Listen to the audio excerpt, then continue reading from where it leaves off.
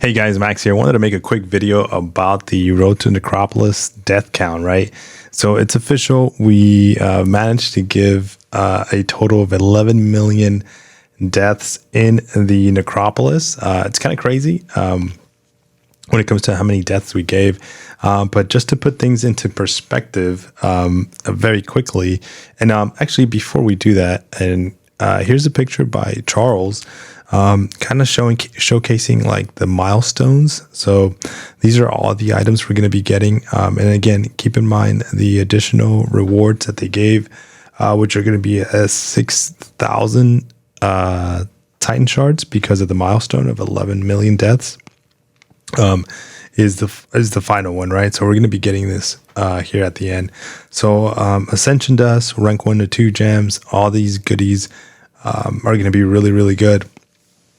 Just to improve your roster. So I hope that you got in there and at least did your path to be able to pick your items up. But just to give you a perspective, when it comes to like obviously items like these, what does Kabam expect? When it comes to I'm in the wrong section. I think they used to be in here.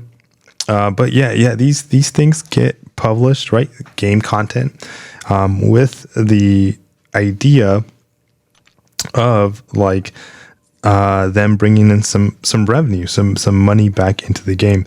And how is that done, right? Well, these revives, which is how many deaths we did, so 11 million. Let's just figure out. It takes about 40 units. It takes 40 units to pick up one revive, a level 2.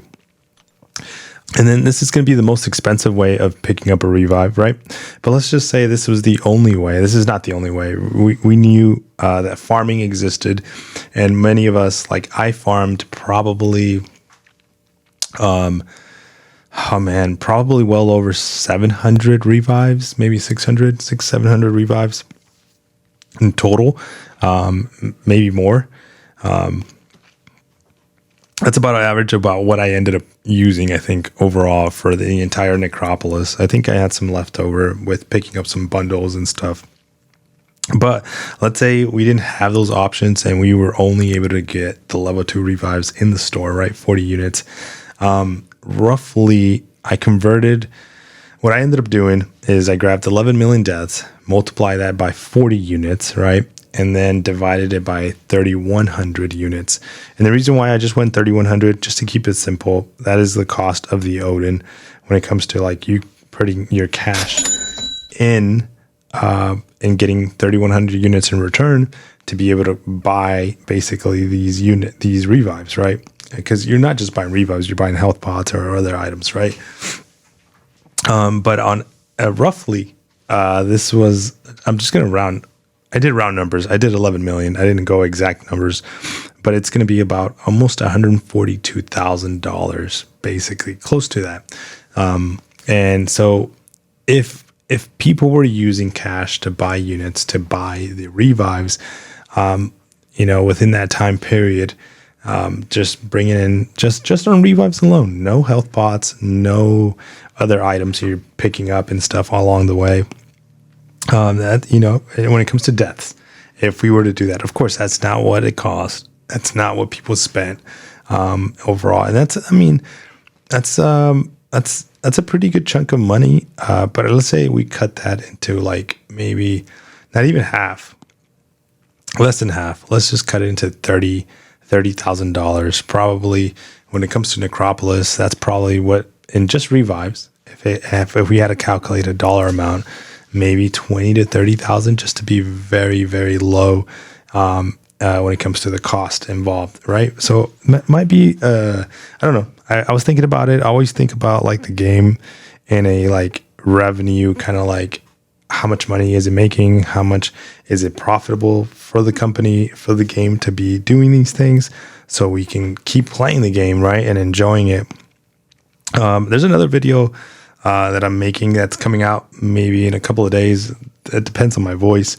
But on that one, I wanted to point out a perspective of like deals and expectations.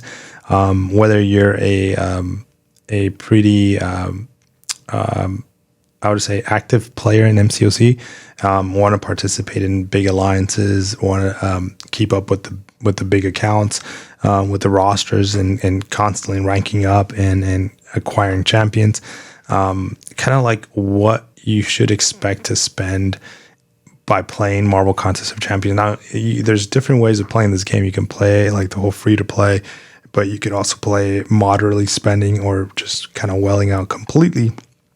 But on average, what kind of like to expect if you want to be somewhat at a higher acquiring like player, that these deals pop up in game. Like right now we have this one, and these pop up and you can just go out and pick them up. So there's these items that occasionally pop up, and if you pick them up, that obviously increases the spending that you do in the game. But I got a video coming out because I roughly did some like numbers, and I was kind of surprised of like on average what each player spends throughout a year. Obviously it's not like right, and this is also including like events, like holiday events, big events that your players are spending maybe $400, $600, or even over $1,000 on these events.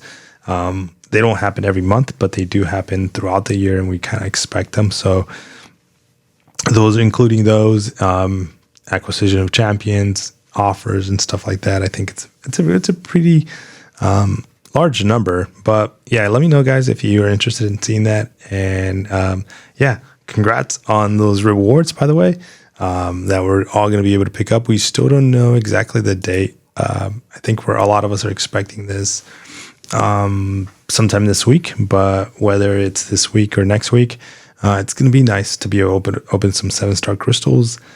For me, I'm not going to have enough shards to open a Titan crystal, but maybe in the near future, I will, because that's going to give me 6, and I already have 6, so I have 12,000 shards right now, and I need 20 basically. So maybe we're not going to have enough shards to open this Titan crystal that ends in 20 days. I think we're probably going to be on the next one. But yeah, guys, good luck on your opening. Take care. I'll see you on the next one. Peace.